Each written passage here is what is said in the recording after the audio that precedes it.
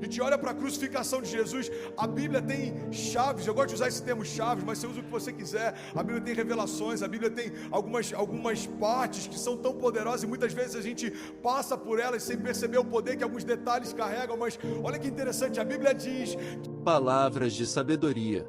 que Jesus, ele está envolto por uma angústia mortal, ele está sentindo uma angústia, eu vou botar entre aspas, para que nenhum teólogo chato de Facebook depois persiga a gente, ele está ansioso, preocupado, e a Bíblia diz que dos poros de Jesus começa então a transpirar sangue, mas Jesus começa a transpirar sangue antes de ser colocado sobre o madeiro. Alguém está comigo? Diga amém. Olha que interessante, irmão, pega essa chave. O sangue de Jesus lavou o jardim antes de lavar a cruz. Isso não é um simbolismo à toa. Isso tem um propósito profético. Porque no jardim a criação pecou, no jardim Jesus sangrou. Os processos de Deus se estabelecem até na redenção. Antes eu redimo o jardim através do meu sangue, depois eu vou redimir a criação através da cruz. Você percebe, irmão, que em todas as etapas nós vemos Deus cumprindo processos. Jesus vai se batizar, João Batista fala, eu não sou digno de desatar a sandália dos seus pés. Jesus fala, não, João, é necessário. Para quê? Para que se cumpra a palavra, para que se cumpra os processos. Jesus poderia vir pronto, irmão. Jesus poderia ter descido com 30 anos, poderia ter um coral de anjos, poderia ter uma orquestra sinfônica, poderia ter um monte de festa e pessoas celebrando Ele. Por quê? Porque o verbo vivo desceu, a nossa esperança chegou, mas não foi assim que aconteceu. Ele foi gerado no ventre virgem, nasceu num lugar emprestado, precisou se esconder para não ser assassinado. Ele foi criado por uma mulher, ele experimentou uma vivência de família tradicional, pai e mãe, ele teve irmãos, ele teve comunidade, ele precisou aprender a falar, a andar, ele precisou aprender sobre a Bíblia. Ele ia ao templo como de costume. Esse movimento desigrejado que fala, somos igreja em casa, irmão. Se o próprio Jesus tinha costume de ir ao templo, não vem dizer que você não precisa de participar disso. Como de costume. Como de costume.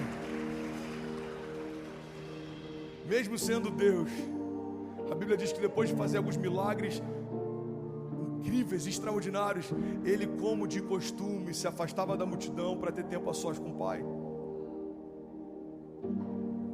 Qual que era o processo de Jesus? Ele liberava muito, ele voltava para a fonte para receber mais. Ele liberava mais e voltava para a fonte para receber mais. Irmão, se até Jesus precisou de tempo no secreto, por que a gente acredita que não precisa?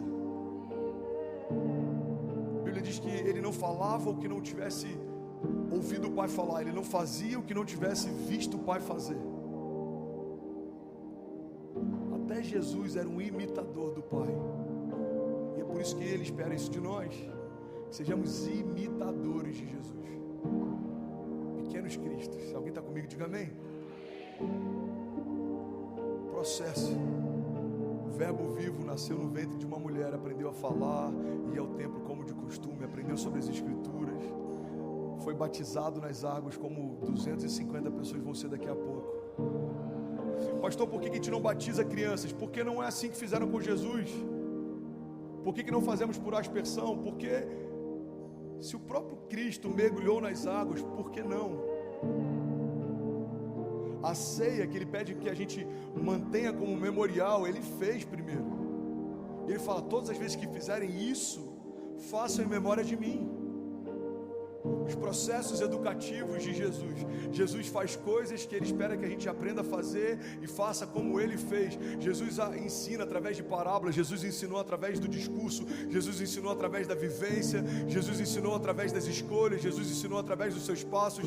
Por quê? Porque ele está deixando claro, é possível escolher alguns homens que não tinham nada de sobrenatural e transformar eles em apóstolos de uma igreja poderosa. Como? Através de processo.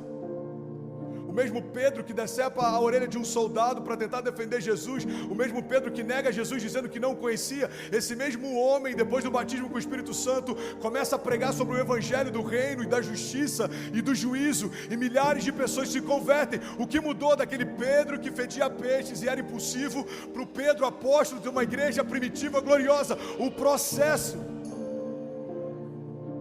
Ele foi defender Jesus e viu Jesus defendendo o soldado que ele feriu. Ele foi tentar poupar Jesus e viu Jesus falando para ele: aparta-te de mim, Satanás. É necessário que a redenção se cumpra. O processo fez com que Pedro, que errava muito, errasse menos. Os processos de Deus, irmão, estão levando a gente para um lugar de grandiosidade. Não rejeite os processos se você deseja viver as promessas. Os processos estão tirando a meninice da gente, o mimimi da gente. É menos gente se doendo e mais gente se doando. Os processos estão tirando da gente escamas dos nossos olhos. Os processos fazem a gente crer mais, confiar mais, buscar mais, desejar mais, semear mais. Os processos fazem a gente descansar em Deus. Por quê?